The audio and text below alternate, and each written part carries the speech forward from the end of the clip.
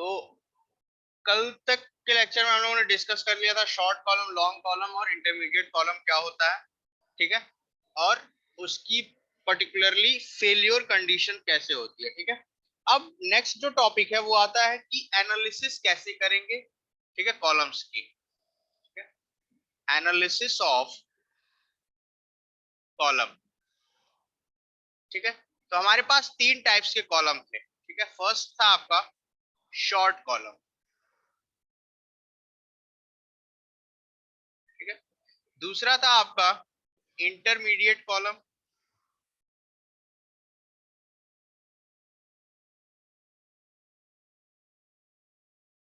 And the third one is long column, ठीक है। ये तीन टाइप्स के कॉलम हम लोग कल डिस्कस किए थे, इसकी डिफिनीशंस और कंडीशंस डिस्कस कर लिए थे, फेल्योर कंडीशन कैसे होती है या फेल्योर कैसे होता है, ठीक है। अब नेक्स्ट टॉपिक का एनालिसिस हम लोग कैसे करेंगे। तो शॉर्ट कॉलम की एनालिसिस हमेशा कॉम्प्रेसिव स्ट्रेंथ टेस्ट से होती है, ठीक है, कॉम्प्रेसिव स्ट्रेंथ टेस्ट, ठीक है। जब भी इसकी एनालिसिस करनी होगी हम लोग कॉम्प्रेसिव स्ट्रेस का फॉर्मूला यूज करेंगे और उसकी हेल्प से हम लोग करेंगे, ठीक है। नेक्स्ट आता है इंटरमीडिएट कॉलम। इंटरमीडिएट कॉलम का हम लोग जो भी एनालिसिस है वो रैंकाइंस थ्योरी की हेल्प से करते हैं, ठीक है। रैंकाइंस थ्योरी क्या कहती है कि जिसमें बकलिंग और क्रशिंग दोनों फैक्टर्स को हम लोग इंक्लूड करते हैं और उसकी वजह से देखते हैं कि उस पर्टिकुलर कॉलम पे या इंटरमीडिएट कॉलम पे कितना लोड हम लोग कैरी करा सकते हैं, क्लियर, और उसके स्पेसिफिकेशंस क्या क्या होंगे, ठीक है। तो जब भी आपसे पूछा जाए कि इंटरमीडिएट कॉलम की एनालिसिस किस थ्योरी के हिसाब से होती है या किस थ्योरी की यूज करते हैं, तो वो होता है आपका रैंकाइंस थ्योरी। नाउ नेक्स्ट आता है what analysis process of long column. Long column के लिए कौन से एनालिसिस प्रोसीजर को या किस थ्योरी को हम लोग यूज करते हैं। तो लॉन्ग कॉलम के लिए हम लोग आयलर्स थ्योरी यूज करते हैं एनालिसिस के लिए, ठीक है। तो हम लोग बेसिकली जो आपका सिलेबस कॉलम एंड स्टड का कहता है वो क्या कहता है, दो बेसिकली थ्योरीज हम लोग पढ़ते हैं, एक पढ़ते हैं रैंकाइंस और एक पढ़ते हैं आयलर्स थ्योरी, ठीक है। एक लॉन्ग कॉलम पढ़ते हैं और एक इंटरमीडिएट कॉलम हम लोग डिस्कस करते हैं। क्वेश्चन आता है कि सर शॉर्ट कॉलम के लिए कैसे हम लोग एनालिसिस करेंगे। तो शॉर्ट कॉलम के लिए हम लोग सिंपल लोड या stress is equal to load per unit area वाले कॉन्सेप्ट को यूज करके ही हम लोग उसकी पूरी एनालिसिस करते हैं, ठीक है। यहाँ पे सिर्फ हम लोग एनालिसिस पार्ट डिस्कस करेंगे, आपकी डिजाइनिंग पार्ट आरसीसी में डिस्कस होगी, ठीक है। तो सबसे पहला थ्योरी हम लोग स्टार्ट करते हैं लॉन्ग कॉलम के लिए, ठीक है, दैट इज आयलर्स थ्योरी, ठीक है, आयलर्स थ्योरी।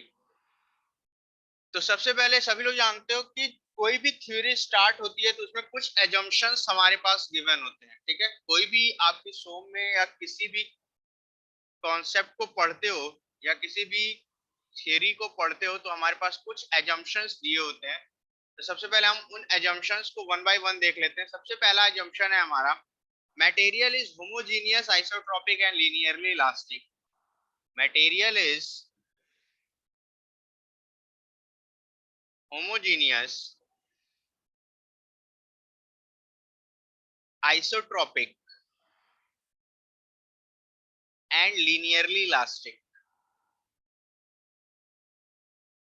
ठीक है। तो ये तीनों वर्ड्स जो हैं आपके, होमोजीनियस क्या होता है, आइसोट्रोपिक क्या होता है, लीनियरली इलास्टिक क्या होता है, ये तीनों टर्म्स हम लोग फर्स्ट यूनिट के इंट्रोडक्शन पार्ट में इस चीज को डिस्कस कर चुके हैं, ठीक है। तो अगर इन तीनों में किसी को कोई डाउट है तो उस पर्टिकुलर लेक्चर को या आपके पास जो नोट्स होगा उसमें आप लोग देख लेना कि क्या होता है होमोजीनियस मटेरियल, क्या होता है आइसोट्रोपिक मटेरियल और क्या होता है linearly elastic material. Now the second assumption is that is column is perfectly straight before loading. Column is perfectly straight before loading, ठीक है। तो इस एजम्पशन का कहने का मतलब ये है कि जब हम उसी कॉलम को डिस्कस कर पाएंगे या उसी कॉलम की हम लोग एनालिसिस कर पाएंगे जो लोडिंग से पहले हॉरिजेंटल से एग्जैक्टली 90 डिग्री का एंगल बनाता हो और वो कॉलम क्या हो, लॉन्ग कॉलम। ठीक है, वो कॉलम क्या हो, लॉन्ग कॉलम हो। थर्ड एजम्पशन आपका वही है, दैट इज कॉलम इज या must be long, column must be long. ठीक है, आइलैंड थ्योरी सिर्फ लॉन्ग कॉलम के लिए ही थी। Now the next assumption is the load is perfectly elastic, sorry, perfectly axial. The load is perfectly axial। ठीक है, जो भी कॉलम है, जो भी आपके कॉलम है, उस पे जो लोडिंग लग रही है वो क्या होगी, एक्सियल लोडिंग होगी। ठीक है, वो कौन सी लोडिंग होगी, एक्सियल लोडिंग होगी। कोई भी इंक्लाइन लोडिंग हम लोग जिसका कंसीडर नहीं करेंगे। ठीक है, और लास्ट जो आपका एजम्पशन है that is column will fail in buckling. ठीक है, ये जो कॉलम है, लॉन्ग कॉलम है, सिर्फ बकलिंग में फेल करना चाहिए, क्रशिंग में फेल्योर नहीं होना चाहिए। ठीक है, तो ये देखो, ये 5 आपके एजम्पशंस थे। पहला एजम्पशन क्या था, material is homogeneous, isotropic and linearly elastic.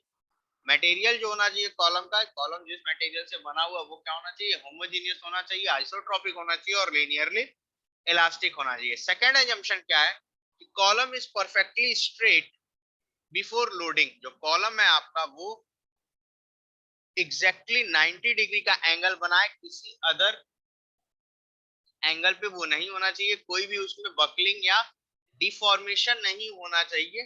ठीक है, तो लोडिंग से पहले वो पूरी तरह स्ट्रेट कॉलम होना चाहिए। ठीक है, थर्ड एजम्पशन क्या है, कॉलम मस्ट बी लॉन्ग।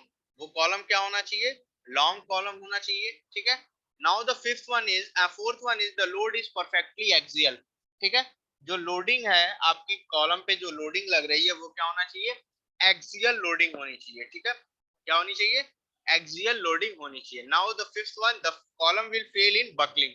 जो कॉलम है वो किसमें फेल करेगा, बकलिंग में फेल करेगा। ठीक है, क्योंकि लॉन्ग कॉलम की जो थ्योरी है वो वो हमेशा बकलिंग फैक्टर के लिए ही या बकलिंग लोड के लिए ही कंसीडर किया जाता है। क्लियर। ठीक है, अब आते हैं इसके एनालिसिस पे। ठीक है, अब आते हैं एनालिसिस प्रोसेस पे।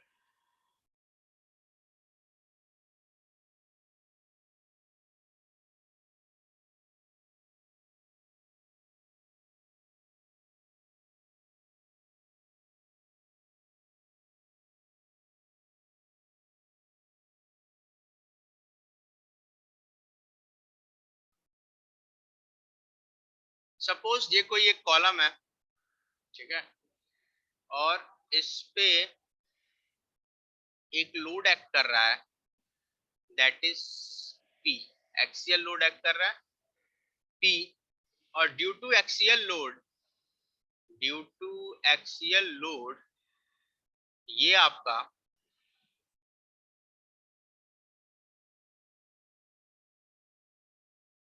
बकल करेगा और कर्व कुछ इस तरीके का आएगा।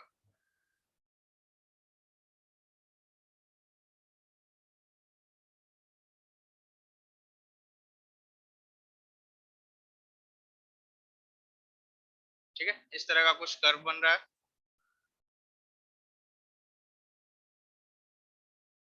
तो यहाँ पे आप लिख सकते हो, consider a column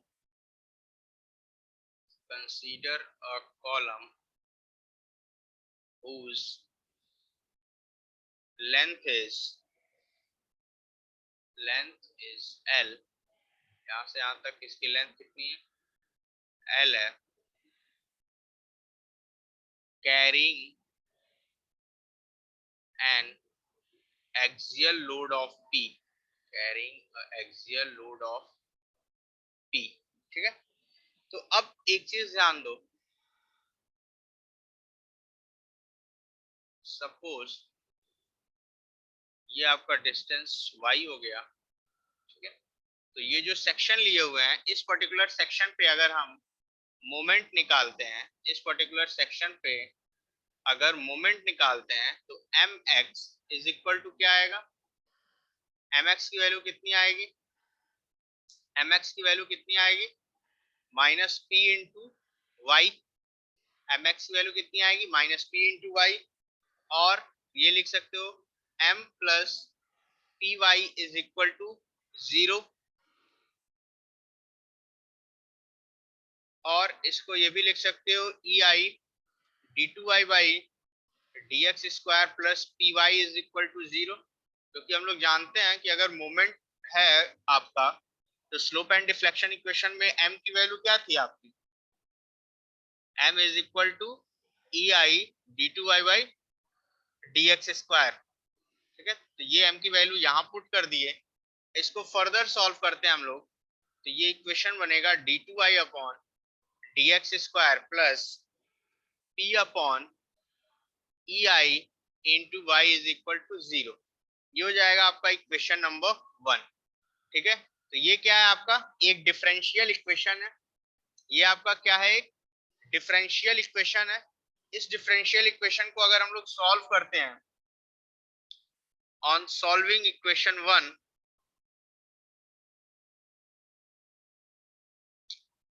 we get, ठीक है, डिफरेंशियल इक्वेशन है, हमको क्या मिलेगा y is equal to c1 cos root of p upon E I into X plus c2 sine root p upon E I into x.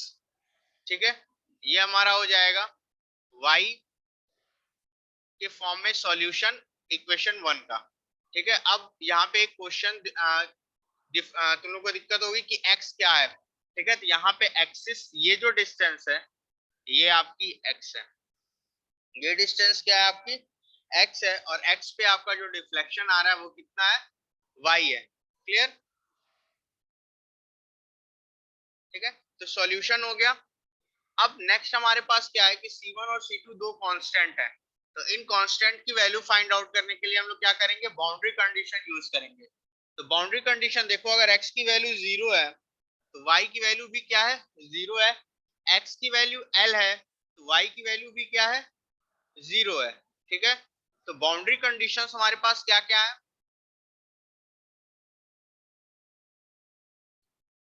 Boundary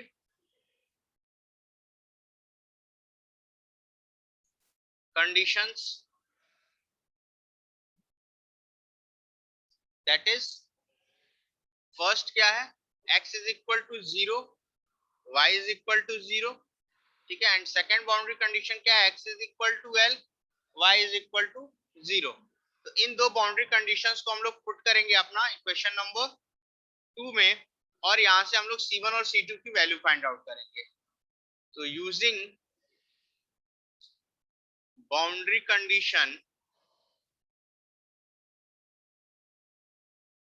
x is equal to 0, y is equal to 0। ठीक है, तो यहां से C1 की value क्या आ जाएगी, C1 की वैल्यू क्या आ जाएगी दैट इज 0।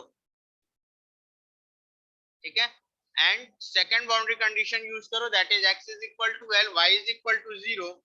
तो यहां से दो चीजें आएंगी, क्या आएगा C2 sine root p upon E I into L equal to 0।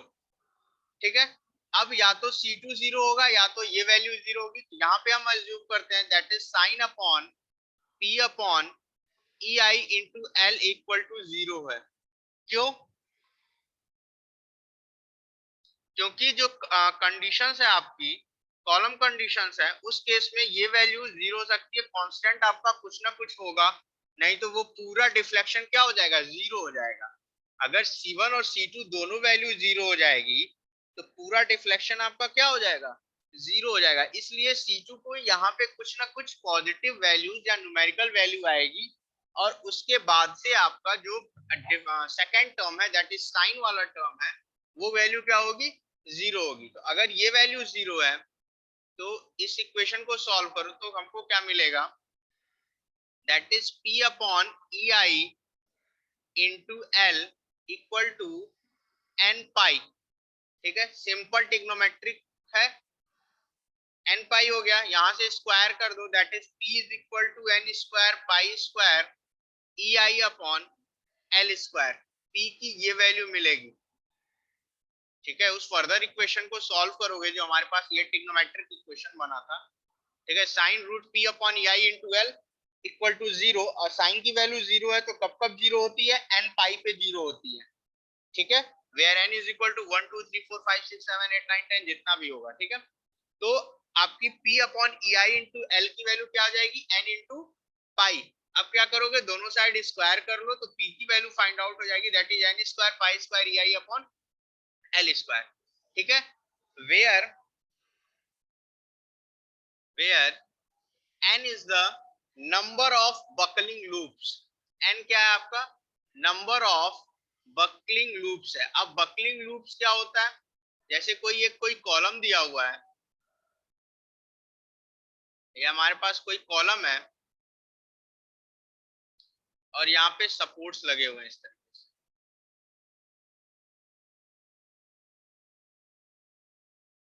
ठीक है, तो जब आप इसका इलास्टिक कर्व बनाओगे तो इलास्टिक कर्व कुछ इस तरीके से आएगा।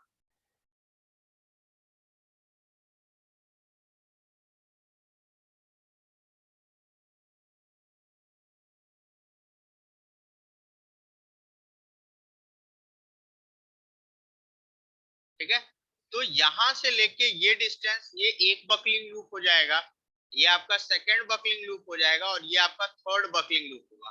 ठीक है, तो ये जितने भी टाइम्स आपका जो बीम कॉलम है उसमें जितने भी सपोर्ट्स हैं, हर सपोर्ट्स के बीच में जितनी बार कॉलम बकल करेगा वो आपका एक बकलिंग लूप कहलाता है। क्लियर? ठीक है, तो बकलिंग लूप एन की वैल्यू क्या हो गई, नंबर ऑफ बकलिंग लूप्स। ई आई क्या होता है आपका, फ्लेक्सुरल रिजिडिटी, फ्लेक्सुरल रिजिडिटी, और एल आपका क्या है, लेंथ ऑफ कॉलम। क्लियर? तो ये आपका हो गया, पी की वैल्यू क्या हो जाएगी, that is load carrying capacity, हाँ लोड कैरिंग कैपेसिटी बोल सकते हो उस पर्टिकुलर कॉलम। ठीक है, what is P, that is buckling load और load carrying capacity of column, load carrying capacity of column. Clear? ठीक है, अब देखो यहाँ पे हम लोग जो अपना कॉलम लिए हुए थे उस कॉलम में क्या था, सिर्फ एक बकलिंग लूप है। ठीक है, क्या है हमारे पास, एक बकलिंग लूप है। तो यहां से हम लोग पुट, या ऐसे लिखो, for given condition, for given conditions n is equal to n 1, तो p की वैल्यू क्या आ जाएगी, pi square E I upon L square. ठीक है, pi square upon E I upon L square. ठीक, तो अब यहाँ पे एक चीज ध्यान दो, अगर हम लोग, ठीक है, अगर हम लोग इसको मॉडिफाइड फॉर्म में लिखें, ठीक है, मॉडिफाइड फॉर्म या फिर एल की वैल्यू इफेक्टिव लेंथ के फॉर्म में लिखें, तो यहाँ पे लिखो for minimum moment of inertia, for minimum moment of inertia, the length of the column, the length of column should be effective length, should be effective length। ठीक है, तो L की वैल्यू कितनी हो जाएगी, L इफेक्टिव हो जाएगी, और यहां से P की वैल्यू आ जाएगी pi square E I upon L effective का होल स्क्वायर।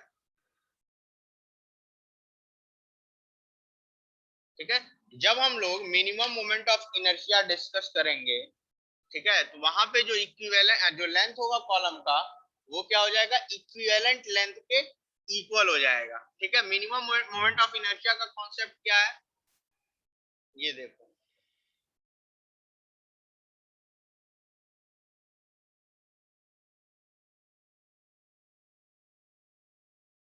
सपोज ये कोई कॉलम है, ठीक है, ये आपका बी है और ये आपका डी है, ठीक है। तो इसका अगर मोमेंट ऑफ इनर्शिया निकालो that is B D cube by 12 आ सकता है, और एक आएगा डी बी क्यूब बाई 12।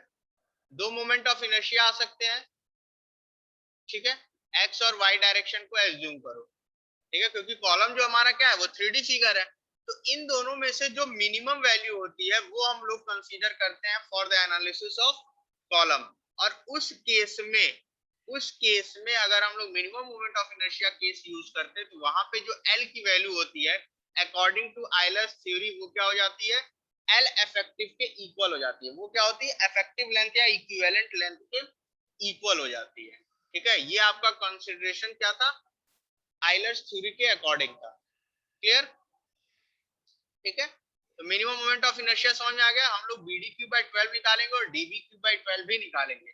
दोनों में से जो मिनिमम वैल्यू होगी वो आपकी आई मिन होगी, ठीक है।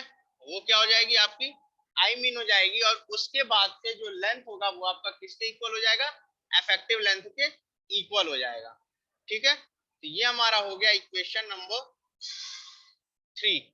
ये हमारा क्या हो गया, इक्वेशन नंबर 3, ठीक है। अब ये इसी पर्टिकुलर इक्वेशन को हम लोग मॉडिफाइड आयलर्स थ्योरी भी बोलते हैं। इस पर्टिकुलर इक्वेशन को क्या बोलते हैं, मॉडिफाइड आयलर्स थ्योरी भी बोलते हैं।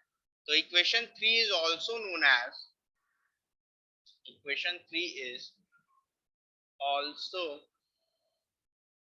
known as modified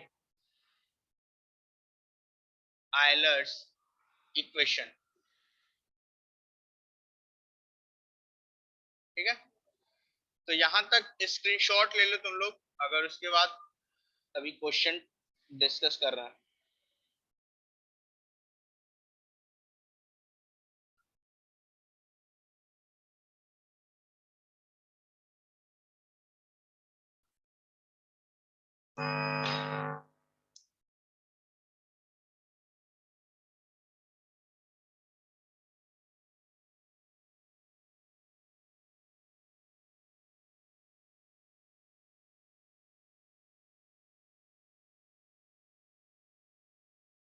नाउ एक टर्म और आता है दैट इज, एक टर्म और आता है that is buckling stress, that is buckling stress और सिग्मा बी, ठीक है। तो यहाँ पे देखो दैट इज पी की वैल्यू हम लोग क्या निकाले थे अभी, पी की वैल्यू निकाले थे pi square E I min upon L effective का होल स्क्वायर, ठीक है, ये निकाले थे।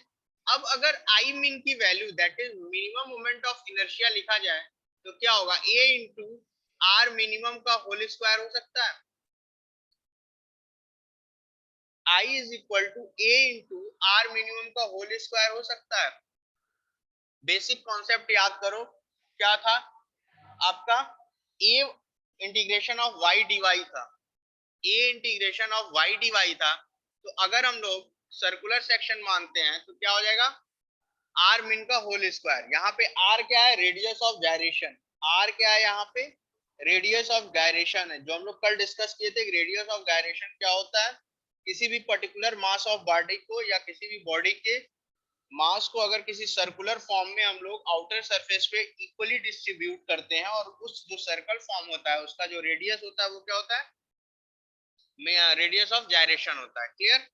तो यहाँ से आई मीन की वैल्यू हम लोग पी वाले फॉर्म में पुट करें तो पी की वैल्यू क्या हो जाएगी, that is pi square E A R mean square upon L effective का होल स्क्वायर, ठीक है। इसको थोड़ा सा और मॉडिफाई करो, दैट इज क्या हो जाएगा, pi E A upon L effective upon R min का होल स्क्वायर। क्लियर। नाउ यहां से हम लोग लिख सकते हैं P by A is equal to pi square E upon lambda square, और P बाई ए क्या हो जाएगा, that is sigma B pi square E upon lambda square, where where where lambda is the slenderness ratio,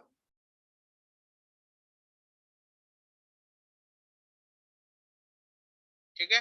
sigma B क्या है आपका? Buckling stress, buckling stress. E क्या है? Modulus of elasticity,